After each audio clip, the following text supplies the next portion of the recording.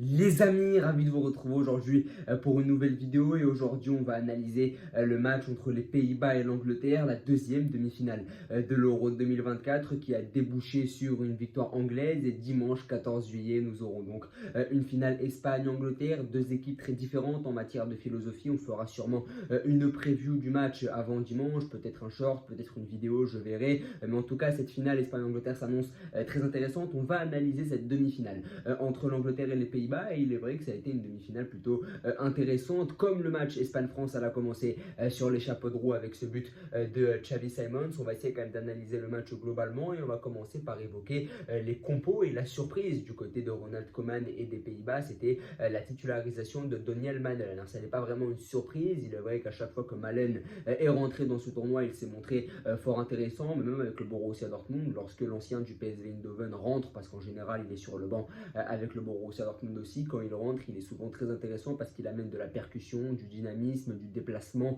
Il est vrai aussi qu'il est très polyvalent, il peut jouer neuf, il peut jouer à droite, il peut jouer à gauche, donc son profil est vraiment très particulier, il est très précieux pour un technicien, donc c'était un peu la surprise de Ronald Koeman hier que de mettre Donyell Malen sur le côté droit de l'attaque de l'Ajax, sachant que Bergwijn, le joueur, l'ancien joueur de Tottenham et l'actuel joueur de l'Ajax Amsterdam n'avait pas vraiment satisfait, donc ça a été un choix fort de la part de Koeman. J'aurais aimé que Koeman enlève Memphis Depay parce que c'était réclamé dans les médias néerlandais. Beaucoup de médias néerlandais voulaient que Wout Weghorst soit titulaire à la place de Memphis Depay, tout simplement parce que Depay ne réalise pas un très bon Euro. Et hier, sur cette défense à 3 anglaise très compacte, j'aurais aimé avoir Wout Weghorst pour mettre beaucoup plus d'impact dans les duels, pour essayer vraiment d'aller dans le défi physique avec Stones ou Gueye. Et je trouve que Depay a un profil qui ne colle pas vraiment avec l'adversité que l'on aurait dû imposer à cette défense anglaise. Quand tu joues Stones, quand tu joues Gueye, je pense qu'il est plus adéquat, plus propice, plus idoine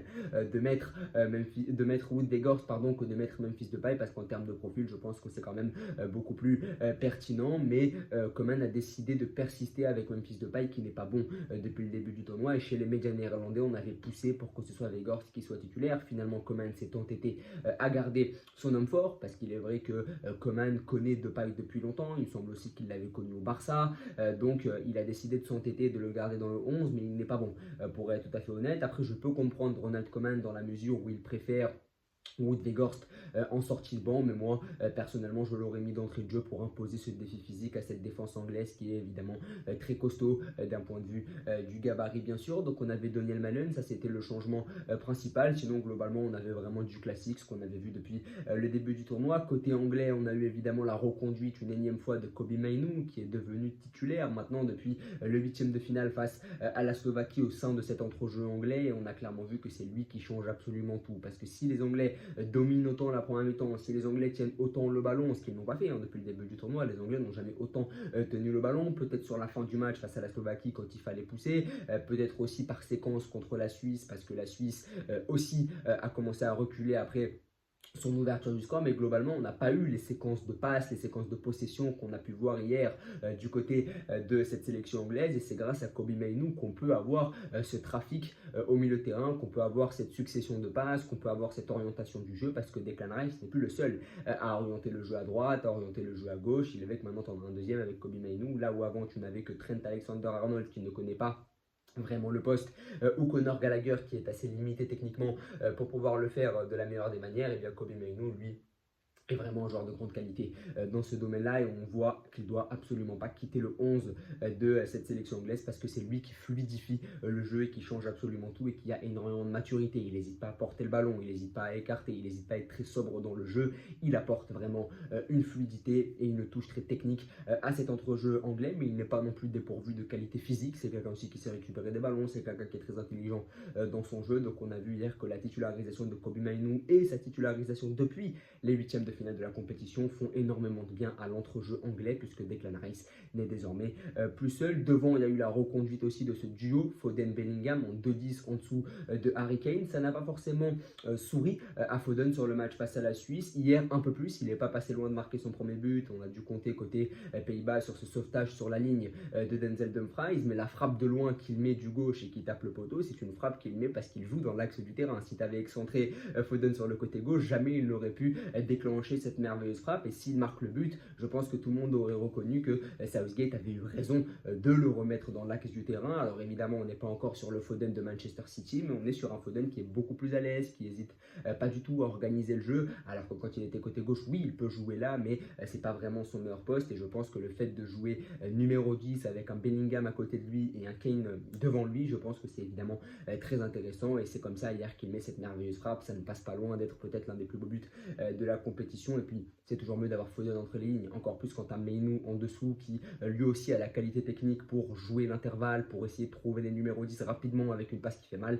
Forcément, c'est évidemment plus adéquat et c'est beaucoup plus pertinent de la part de Southgate. On a évidemment beaucoup parlé des compos, mais sur la première mi-temps, parce que je pense que les compos, c'est quand même une clé tactique qu'il convient de souligner, mais sur le match, on a eu un match globalement maîtrisé par les Anglais. Les Anglais n'ont pas eu énormément d'occasions, il y a eu ce sauvetage sur la ligne de Dumfries, il y a eu évidemment ce penalty, je pense qu'il y a penalty sur Harry Kane évidemment, Dumfries est évidemment en retard sur cette situation-là, mais globalement les Anglais ont beaucoup fait tourner sur la première mi-temps face à une équipe néerlandaise qui a fait un peu ce que les Anglais avaient fait depuis le début du tournoi. Hier, les Néerlandais ont joué comme les Anglais depuis le début du tournoi, c'est-à-dire on essaye d'attendre de miser sur Gakpo ou Malen sur les phases de contre, et ça a failli payer puisque c'est eux qui ont ouvert le score par l'intermédiaire de ce merveilleux but de Xavi Simons qui vient récupérer et bouger Declan Rice au duel. Et ça, je pense que ça va être une donnée importante pour les Espagnols en vue de la finale. Ils peuvent évidemment aller chercher Declan Rice, ils peuvent essayer de le presser parce que même si Declan Rice est un joueur de grande qualité, c'est un joueur qui a tendance parfois à être un peu lent. Si tu lui mets un Olmo dessus, si tu lui mets évidemment un Rodri, si tu lui mets ces mecs-là qui sont capables d'aller le presser, même Fabien Ruiz par exemple, si tu mets un pressing costaud sur Declan Rice, je pense que tu peux quand même aller le chercher et essayer de le bouger, notamment quand il est dos au jeu. Quand Declan Rice est dos au jeu, il a du mal à se retourner et c'est là qu'il est vulnérable, que tu peux aller le chercher. Je pense que c'est ce qu'a compris Coman, c'est ce qu'a compris Simons, et Simons qui est pourtant beaucoup plus léger que lui n'a pas eu de mal à le bouger parce que Declan Rice était dans une situation de vulnérabilité, donc ça peut être une clé importante pour les Espagnols qui maîtrisent aussi évidemment, on l'a vu avec Yamal, l'art des frappes de loin, donc venir récupérer le ballon sur un Declan Rice qui est dos au jeu et donc vulnérable, on ne lui parle pas aussi je pense Declan Rice à ce moment-là, essayer de lui prendre le ballon, même si évidemment il est très costaud, un joueur qui est dos au jeu en général il est vulnérable, Simons qui récupère le ballon et qui déclenche cette merveilleuse frappe. Ensuite il y a cette faute de Dumfries qui donne le penalty pour la sélection anglaise.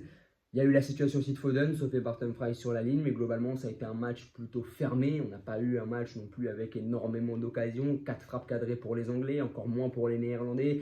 Donc globalement c'était une demi-finale, c'est-à-dire beaucoup des deux équipes qui se craignaient pas mal, beaucoup de craintes bien sûr, de peur, de la pression, mais globalement on a eu quand même un beau match assez agréable là aussi. J'ai beaucoup aimé le boulot défensif de Bukayo Saka qui n'a pas hésité notamment sur la première mi-temps à descendre très bas pour empêcher Cody Gakpo de prendre la profondeur. Donc là aussi, Bukayo Saka s'est comporté en véritable piston et c'est ce qu'il est devenu à partir du moment où l'Angleterre est passée en défense à 5. C'est ce que Bukayo Saka est devenu. Il est devenu un piston qui se doit avant tout de défendre sur l'ailier qui est dans son dos. Et hier, on l'a vu sur le boulot qu'il a réalisé tactiquement sur Cody Gakpo, où il n'a pas hésité à beaucoup revenir en défense pour solliciter et aider ses coéquipiers, bien sûr. Donc ça, c'est très intéressant. Marc Guéhi qui a récupéré sa place au sein de l'arrière-garde anglaise, je pense que ça a fait du bien, même si Konsa a fait un bon match contre la Suisse. Je pense que c'est toujours mieux d'avoir Guéhi parce qu'il apporte beaucoup de sérénité et dans le duel, c'est évidemment plutôt intéressant ce qui a été montré. Mais globalement, cette équipe anglaise, elle a su monter en puissance au fur et à mesure du tournoi. Alors, elle est miraculée parce que sur les 3 matchs, elle est menée sur les 3 matchs de phase finale, que ce soit la Slovaquie, que ce soit la Suisse, que ce soit hier les Pays-Bas. À chaque fois, tu es mené, mais tu parviens à revenir. Et il y a le dernier but de Watkins et on ne peut pas enlever à Gareth Southgate le fait qu'il ait eu le nez fin sur les changements. Faire rentrer Palmer et Watkins et au final c'est Palmer qui est à la passe et Watkins qui est au but. On ne peut pas enlever à César ce qui est à César. Southgate essuie énormément de critiques depuis le début du tournoi et à juste titre, mais le fait est qu'il fait finale de l'Euro 2021, qu'il est en finale de l'Euro 2024 et qu'hier son coaching est bon parce qu'il fait rentrer 2 mecs qui se sont montrés décisifs derrière, donc il ne faut pas enlever à Southgate ce qu'il peut faire de bien non plus. Alors oui, avec un tel effectif, bien sûr tu te dois d'aller loin, mais hier il faut quand même lui rendre ses lettres de noblesse. C'est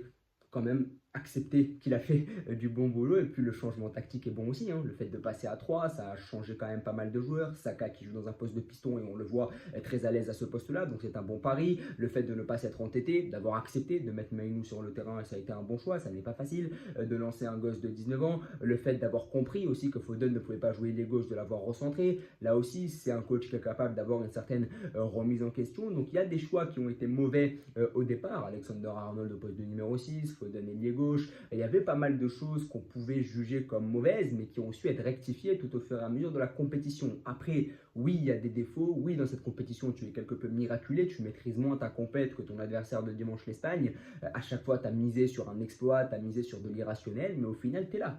Et si on part du principe que seul le résultat compte, ben, au final, tu es là. Et on ne peut pas dire que les Anglais n'aient proposé la bouillie footballistique proposée par la France non plus. La France a vraiment proposé une bouillie footballistique. Les Anglais, ils ont quand même prouvé autre chose. Ils ont quand même montré d'autres qualités. Alors oui, contre la Slovaquie, c'était mauvais. J'ai trouvé que contre la Suisse, c'était quand même un peu mieux. Et hier, contre les Néerlandais, c'était même vachement mieux.